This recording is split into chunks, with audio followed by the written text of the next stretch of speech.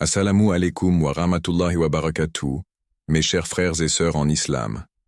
Que la paix, la miséricorde et la bénédiction d'Allah soient sur vous. Abonnez-vous maintenant pour continuer à grandir dans votre foi et partager la lumière d'Allah autour de vous. Qu'Allah vous bénisse. Les 7 portes spirituelles par lesquelles Shaitan pénètre dans ta maison et comment les fermer. Imagine un ennemi invisible, un intrus silencieux qui ne dort jamais, ne faiblit jamais, et dont l'unique objectif est de semer le désordre dans ton sanctuaire le plus intime, ta maison. Cet ennemi, c'est Shaitan. Contrairement à un ennemi physique que l'on peut voir et repousser, Shaitan opère dans l'ombre, utilisant nos moments de négligence comme autant de portes ouvertes vers nos vies. Il n'a pas besoin de force ou de violence pour entrer. Une simple absence de conscience spirituelle, un oubli de mentionner le nom d'Allah, et voilà qu'une brèche s'ouvre, permettant à Shaitan de s'immiscer dans nos espaces sacrés. Ce n'est pas un conte ou une légende, c'est une réalité spirituelle que nous devons prendre au sérieux. Les enseignements islamiques sont clairs. Shaitan ne se contente pas d'influencer nos pensées ou nos actions. Il cherche à transformer nos foyers, ces lieux de paix et de réconfort, en terrain fertile pour le chaos et la discorde. Chaque négligence, chaque oubli de nos devoirs spirituels est une opportunité qu'il exploite sans hésiter. Le prophète, paix et bénédiction sur lui, nous a mis en garde.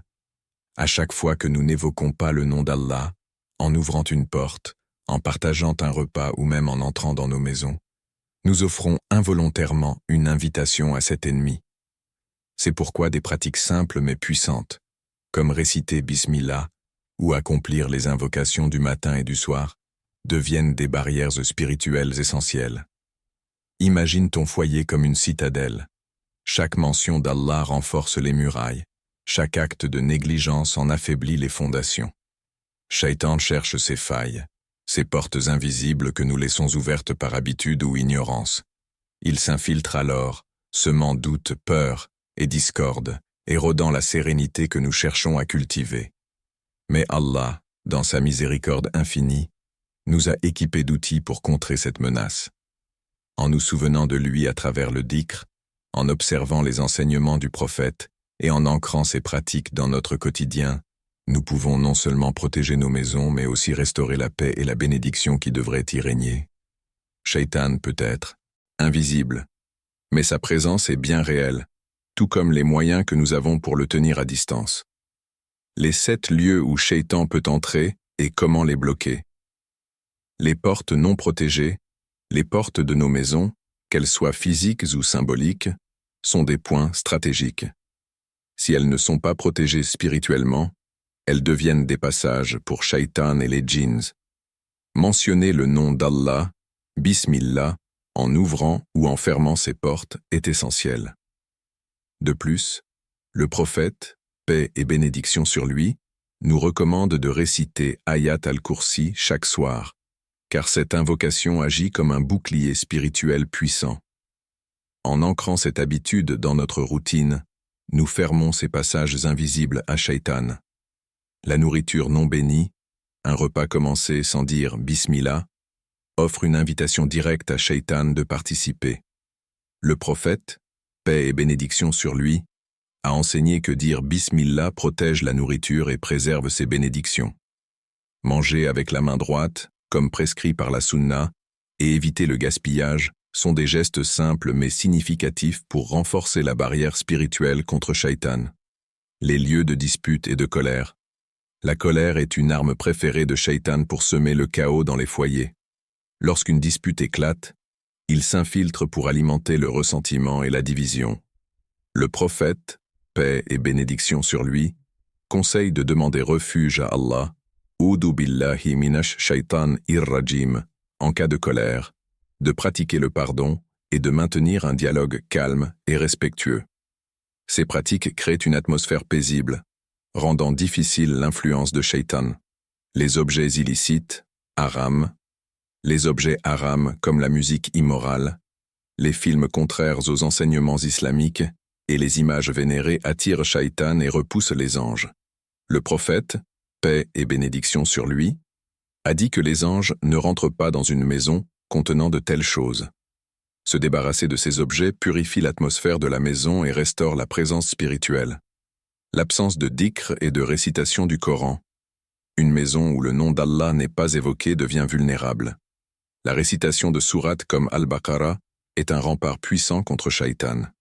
Le prophète, paix et bénédiction sur lui, a dit « Satan fuit une maison où Al-Baqarah est récité ».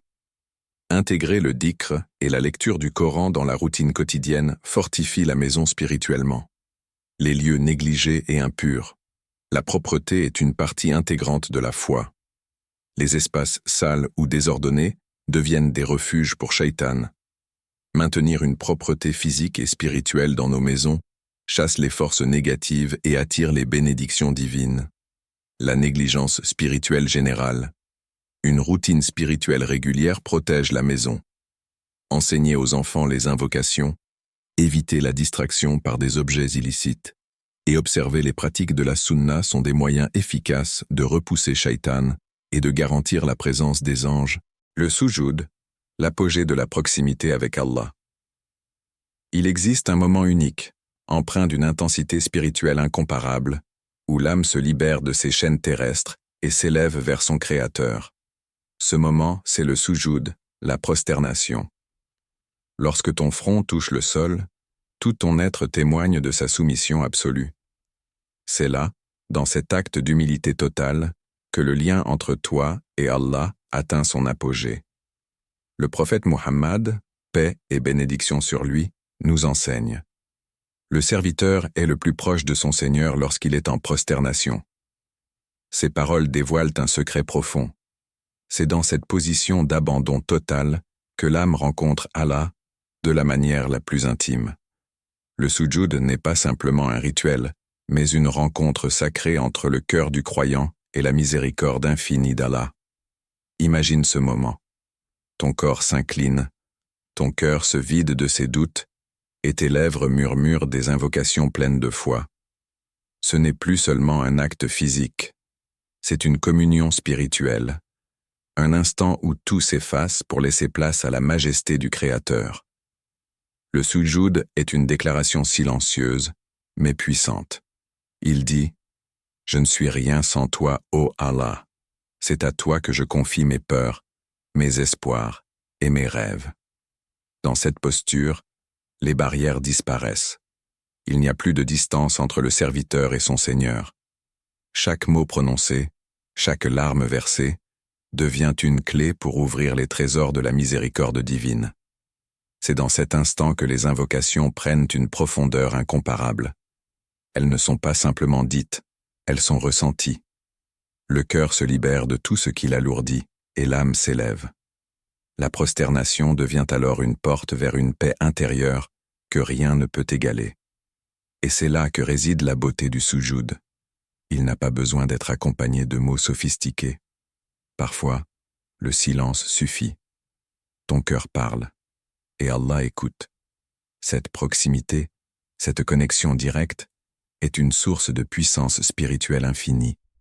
Ainsi, chaque fois que tu te prosternes, rappelle-toi que tu es dans le lieu le plus sacré que ton âme puisse atteindre. Fais de ce moment une oasis pour ton cœur, un refuge où tu peux déposer tous tes fardeaux. Car c'est dans le sujoud que le croyant trouve non seulement la proximité avec Allah, mais aussi la force de transformer sa vie. L'invocation et la gratitude, un chemin vers l'exaucement. Ferme les yeux un instant et imagine ceci. Tu lèves les mains en prière, et avant même que les mots ne quittent tes lèvres, tu ressens la gratitude. Pourquoi? Parce que dans ton cœur, tu es certain qu'Allah a déjà entendu ton appel. C'est cela la puissance de l'invocation associée à la gratitude, une alchimie spirituelle qui transforme ta manière de prier. L'invocation n'est pas seulement une demande, elle est un acte d'amour, une reconnaissance que tout ce que tu possèdes et espères vient d'Allah. Le prophète Muhammad, paix et bénédiction sur lui, nous a enseigné à prier avec un cœur rempli de certitude et à remercier avant même que les bénédictions ne se manifestent. Cette posture change tout. Elle transforme la prière en un moment d'émerveillement et de proximité. Chaque action que nous entreprenons dans nos foyers a une portée spirituelle. En suivant ces recommandations, nous transformons nos maisons en sanctuaires de paix, éloignant Shaitan et attirant les bénédictions d'Allah. Solution générale pour protéger la maison. Maintenir un environnement spirituellement pur. Le dhikr et la récitation du Coran sont les piliers d'une maison spirituellement protégée. Créer une routine où la lecture des sourates, comme Al-Baqarah ou Al-Mulk, fait partie du quotidien renforce la présence des anges et éloigne Shaitan. La propreté physique et spirituelle est également essentielle. Chaque espace entretenu devient une barrière contre les forces négatives. Éduquer les membres de la famille. Les enfants en particulier doivent être initiés aux invocations et pratiques islamiques dès leur plus jeune âge. Leur apprendre à dire « Bismillah » avant de manger, à faire le dhikr après chaque prière et à comprendre l'importance de la récitation du Coran les prépare à construire des foyers spirituellement solides. Les parents doivent être des modèles en montrant l'exemple. Éviter les objets ou comportements contraires à la foi. Purifier la maison des distractions illicites, comme les divertissements qui vont à l'encontre des valeurs islamiques, permet de maintenir une atmosphère saine.